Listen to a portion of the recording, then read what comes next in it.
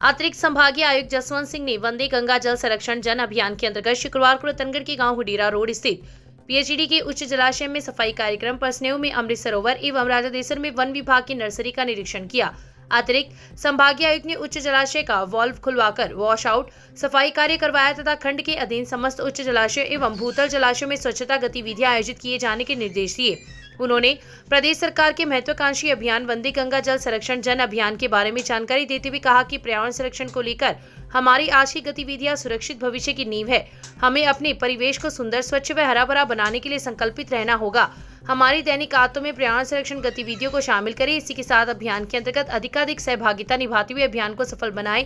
उन्होंने उपस्थितों को जल संरक्षण करने का संकल्प दिलाया। ग्रामीणों से संवाद करते हुए अभियान की जानकारी दी। इसी के साथ उन्होंने राजादेसर में वन विभाग की नर्सरी का अवलोकन किया तथा तैयार पौधों की जानकारी लेते हुए पौधारोपण अभियान की पूर्व तैयारी के निर्देश दिए। इस दौरान अधिशासी अभियंता महेंद्र कांटीवाल, विष्णु शर्मा, रेखा गौर, गिरधारी लाल प्रजापत, कन्यालाल सहित कई लोग उपस्थित थे। प्रचंड गर्मी के इस दौर में शुक्रवार की दोपहर बिना बिजली के लोग काफी परेशान रहे। शहर में स्थित 220 केवी जीएसएस में तकनीकी खराबी आने के कारण बिजली आपूर्ति में व्यवधान उत्पन्न हुआ, जो 1.5 घंटे बाद दुरुस्त हुआ। दोपहर में 1:30 बजे बिजली आपूर्ति बंद हुई, जो शाम को 3 बजे सुचारू हो सकी। 3 बजे बाद भी कई क्षेत्रों में वोल्टेज की अप डाउन की समस्या से भी लोगों को रूबरू होना पड़ा, जिसके चलते कई घरों में बिजली उपकरण नकारा हो गए। जोधपुर डिस्कॉम के कनिष्ठ अभियंता राकेश जोशी ने बताया कि 220 केवी जीएसएस में अचानक आई तकनीकी खराबी के चलते 132 केवी जीएसएस रतनगढ़ व चूरू ठप हो गया, जिससे चूरू व रतनगढ़ शहर सहित ग्रामीण क्षेत्रों में 1.5 घंटे तक बिजली आपूर्ति बंद रही। बिजली बंद रहने से पड़ियारा, राजादेसर व छापर कस्बे के उपभोक्ता भी प्रभावित हुए। गर्मी के मौसम में बिजली नहीं रहने से लोग काफी परेशान रहे। गुरुवार की रात भी बिजली की आवाजाही से उपभोक्ताओं को परेशानी उठानी पड़ी। वहीं शुक्रवार की दोपहर 3 बजे बिजली आपूर्ति सुचारू हुई, तो इसके बाद कई क्षेत्रों में वोल्टेज की समस्या देखने को मिली। शहर की वार्ड संख्या 9 में स्थित आंगनबाड़ी केंद्र पर महिलाओं की बैठक का आयोजन शुक्रवार को किया गया। RUIDP के एक्सियन आर टिगर के निर्देशन में हुई बैठक में प्रवीण सिंह राठौर ने सीवरेज परियोजना की जानकारी दी। उन्होंने कहा कि घर घर सीवरेज कनेक्शन का कार्य निःशुल्क चल रहा है, जिसमें स्नानघर, रसोई, शौचालय आदि को जरूर जुड़वाए तथा स्नानघर, रसोई में जाली अवश्य लगाए। जाली नहीं लगाने से प्लास्टिक के सामान या फिर अन्य ठोस वस्तु लाइनिंग में जाकर अवरोध पैदा कर सकती है। कनेक्शन के बाद नालियां सूखी व साफ रहेगी, स्वच्छता में बेहतर बदलाव आएगा। साथ ही गैनानी में ड्रेनेज के कार्य से जल भराव की समस्या से निजात मिलेगी। इस मौके पर प्लास्टिक की थैलियों का प्रयोग कर नालियों में नहीं डालने एवं कपड़े की थैली का अधिक से अधिक प्रयोग करने का आह्वान किया गया। आंगनबाड़ी सहायिका मनीता गाडगिल ने आगंतुकों का आभार प्रकट किया। RGI कंपनी के मनीष नवल के संचालन में हुए कार्यक्रम में वार्ड की कई महिलाएं उपस्थित थीं। अहमदाबाद विमान हादसे में अकाल मौत के शिकार हुए लोगों को शुक्रवार की सुबह रामचंद्र पार्क कीर्तन मंडली के सदस्यों ने श्रद्धांजलि दी। इस दौरान वक्ताओं ने इस घटना को दुखद बताते हुए कहा कि घटना में मारे गए लोगों के परिजनों को यह आघात सहन करने की शक्ति देने की ईश्वर से कामना की तथा 2 मिनट का मौन रखा। इस अवसर पर कीर्तन मंडली के मोतीलाल तातेड़, बद्री प्रसाद पारिक, मांगेलाल स्वामी, कृष्ण कुमार राव, सुरेश कुमार मुरारका, राजेंद्र बैद, परमेश्वर लाल सैन, बनवारी लाल पारिक सहित कई लोग उपस्थित थे। 28 वर्षीय युवक द्वारा एक विवाहिता को लिफ्ट देना महंगा पड़ गया। विवाहिता द्वारा की गई दोस्ती ब्लैकमेलिंग में बदल गई और 1,80,000 रुपए हड़प लिए।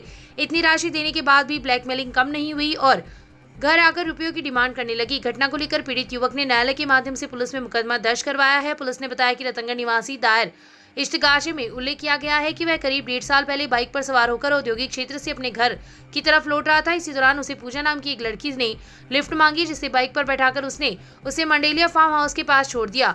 2-3 दिन बाद वह लड़की बाजार में फिर से मिल गई तथा पिता की तबीयत खराब होने का कहकर गाँव पायली छोड़ने के लिए कहा, जिस पर उसे बाइक पर बैठाकर पायली छोड़ दिया। इस दौरान उसने मोबाइल नंबरों का भी आदान प्रदान कर लिया। इसके बाद युवती लगातार 2-3 दिन बाजार में मिलती रही और वह उसे गांव पायली छोड़कर आता रहा। इसके बाद युवती बीकानेर चली गई। बीकानेर में युवती ने उससे मिलने की इच्छा जताई, जिस पर वह दोस्ती के नाते बीकानेर आ गया। बीकानेर में उसे अनुकवर उर्फ तुलसी नामक की विवाहिता मिली, जिसने उसे नींबू पानी पिलाया। नींबू पानी पीते ही वह बेहोश हो गया। घटना के अगले दिन वह रतनगढ़ आ गया और उसके बाद दिल्ली चला गया। पूजा द्वारा बार-बार उसे फोन कर उसके बनाए गए आपत्तिजनक वीडियो को वायरल कर बदनाम करने की धमकी देकर उससे रुपयों की डिमांड करने लगी। ब्लैकमेलिंग से प्रताड़ित होकर युवक ने पूजा व अनुकवर को 1,80,000 रुपए दे दिए, लेकिन इन लोगों की डिमांड बढ़ती गई और ये लोग घर तक पहुंच गए।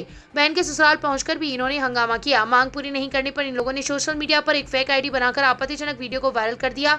इस्तेगाशे में युवक ने आरोप लगाया है कि इन लोगों द्वारा युवक को इस तरह के जाल में फंसाकर रुपए हड़पे जाते हैं। पुलिस ने प्राप्त इस्तेगाशे के आधार पर मुकदमा दर्ज कर जांच शुरू कर दी है। मामले की जांच CI दिलीप सिंह कर रहे हैं।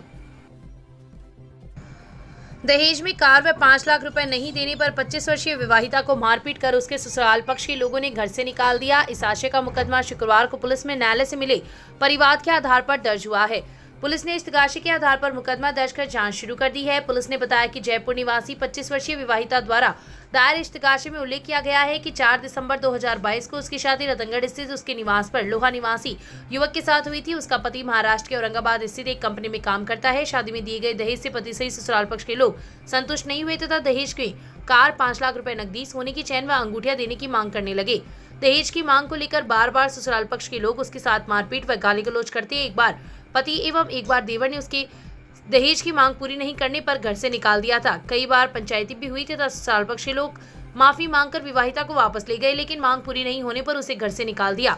पुलिस ने विभिन्न धाराओं में मुकदमा दर्ज कर जांच शुरू कर दी है। मामले की जांच सीआई दिलीप सिंह कर रहे हैं। तालछापर कृष्ण मृग सेंचुरी में सेवारत वनकर्मी दयाराम स्वामी का शव शुक्रवार की सुबह रामपुरा साइड बनी चौकी में संदिग्ध परिस्थितियों में पड़ा मिला। उनके सर पर चोट के निशान पाए गए हैं। अंदेशा जताया जा रहा है कि सोते समय उनके सर पर चोट मारी गई। शुक्रवार को सेंचुरी में आए पानी टैंकर के ड्राइवर ने उन्हें इस हालत में देखा तो रेंजर उमेश बागोतिया को सूचित किया, जिसके बाद बागोतिया पुलिस के साथ चौकी पहुंची। वहां वनकर्मी दयाराम का शव खाट पर पड़ा था। सूचना पर Sujangarh additional SP Dinesh Kumar, DSP Darjaram Chhapar, SHO Geeta Vishnoi, Pitasar SHO Kailash Chandra Sandwa, SHO Kartar Singh मौके पर पहुंची। इसके बाद पुलिस के साथ चूरू से आई एसएफएल टीम ने मौके पर पहुंचकर साक्ष्य जुटाए। दोपहर में चूरू डीएफओ वीरेंद्र कृष्णिया तथा मृतक वनकर्मी के परिजनों के पहुंचने के बाद शव को पोस्टमार्टम के लिए भेजा गया। बता दें कि दयाराम स्वामी पुत्र खड़गदास मूल निवासी बिल्लू तहसील सदाशय टेक्नीशियन 3rd के पद पर कार्यरत थे। वे 2-3 महीने बाद रिटायर होने वाले थे। तालछापर सेंचुरी की रामपुरा चौकी में संदिग्ध परिस्थितियों में हुई इस मौत पर एडिशनल एसपी दिनेश कुमार ने कहा कि मामले में अभी कुछ भी साफ नहीं है। पुलिस इन्वेस्टिगेशन के बाद ही कुछ कहा जा सकेगा। वहीं डीएफओ कृष्णया ने कहा कि दयाराम अच्छी वनकर्मी थी, उनकी किसी से अनबन नहीं थी। हादसा दुर्भाग्यपूर्ण है। नियमानुसार और व्यक्तिगत रूप से जितनी परिवार की मदद की जा सकेगी करेंगे। चूरू की रतनगढ़ थाना अंतर्गत गांव सातरा में वर्ष 2021 में 23 वर्षीय युवक की पीट कर हत्या करने के मामले में चूरू जिला एवं सेशन न्यायालय ने शुक्रवार को फैसला सुनाया है। अवैध संबंधों की चलती की गई हत्या में कोर्ट ने विवाहिता, उसके पति और ससुर को आजीवन कारावास व अर्थदंड से दंडित किया है। 21 गवाहों के बयान तथा 65 दस्तावेजी साक्ष्य के आधार पर कोर्ट ने यह फैसला सुनाया है। जिला एवं सेशन कोर्ट के लोक अभियोजक रोशन सिंह राठौड़ ने बताया कि 8 जुलाई 2021 को गाँव रामदेवरा की रामतार की गाँव सातरा में पीट कर हत्या कर दी गई थी। मृतक का शव गांव साथरा की सड़क के किनारे पड़ा हुआ मिला था। गांव रामदेवरा के मृतक रामोतार व उसी गांव की रहने वाली ममता जांगिड़ के बीच प्रेम संबंध थे, लेकिन अप्रैल 2021 में ममता का विवाह साथरा में रहने वाले दीपक उर्फ दीपचंद पुत्र बुधराम से हो गया था। विवाह के बाद भी रामोतार व ममता का मिलना तथा आपस में बातचीत करना जारी रहा। इन दोनों के संबंधों के बारे में ममता के पति सहित ससुराल पक्ष के लोगों को पता लग गया था। इसके बाद इन लोगों ने ममता के साथ मिलकर एक साजिश रची। 7 जुलाई 2021 को युवक रामोतार को ममता ने फोन करके अपने ससुराल में अकेले होने का कहकर गांव सातरा में बुधराम के खेत में बनी ढाणी में बुला लिया, जिस पर रात के समय रामोतार बाइक पर सवार होकर गांव सातरा आ गया। जैसे ही रामोतार प्रेमिका ममता से मिलने सातरा पहुंचा तो पहले से कमरे में मौजूद ममता के पति दीपक उर्फ दीपचंद, ससुर बुधराम आदि ने उसे पकड़ लिया। बाद में केबल के तारों का डंडा बनाकर उसके साथ मारपीट की। मारपीट में अंदरूनी चोटें लगने से रामोतार की मृत्यु हो गई। इसके बाद आरोपी युवक का शव गांव सातरा के पास फेंककर भाग गए। 8 जुलाई 2021 की सुबह रामोतार का शव सड़क किनारे मिला। रतननगर पुलिस ने इस ब्लाइंड मर्डर का 24 घंटे में खुलासा करते हुए ममता जांगिड़ सहित आरोपियों को गिरफ्तार कर लिया और कोर्ट में चालान पेश किया। इसके बाद कोर्ट ने इस मामले में 21 गवाहों के बयान और 65 दस्तावेजी साक्ष्य के आधार पर ममता, उसके पति दीपचंद और ससुर बुधराम को हत्या का दोषी मानते हुए उन्हें आजीवन कारावास की सजा सुनाई है।